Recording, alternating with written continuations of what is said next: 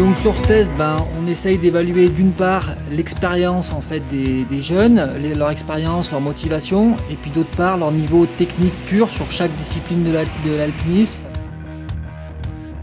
Donc on a une épreuve de cardio où on teste leur caisse physique.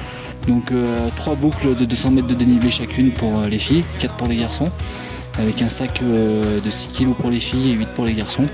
Et voilà, donc le but c'est d'arriver le plus vite possible à faire ces boucles.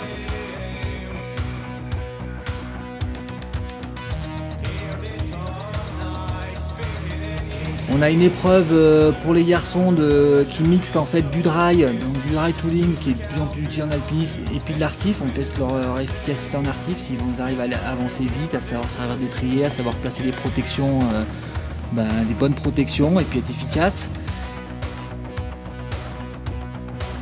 On évalue aussi leur aptitude à grimper en grosse avec un sac, donc dans des voies assez physiques. Donc ils grimpent en grosses chaussures avec un sac, c'est quand même des situations qu'on a très souvent en montagne.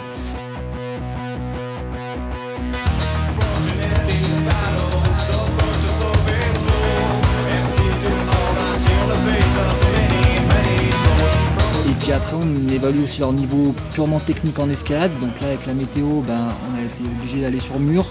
Mais ça nous permet quand même de voir les jeunes qui ont un bon niveau en escalade, qui sortent de l'eau.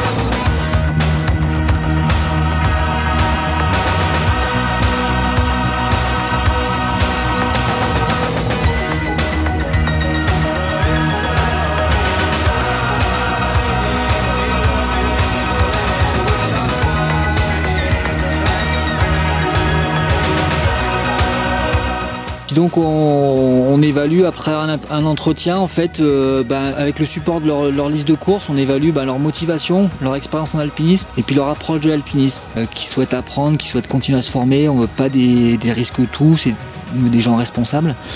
Et ça c'est important pour le cursus après d'avoir des gens qui ont une approche saine de la montagne. Conclusion de ce test, je dirais qu'on avait des très bons dossiers, que ce soit chez les filles ou chez les garçons. Il y avait beaucoup de candidats, on avait 18 filles et 22 garçons, donc qui étaient dans l'ensemble d'un très bon niveau. Il y avait des très belles listes de courses, techniquement des gens qui grimpent bien, qui avancent bien, qui sont efficaces.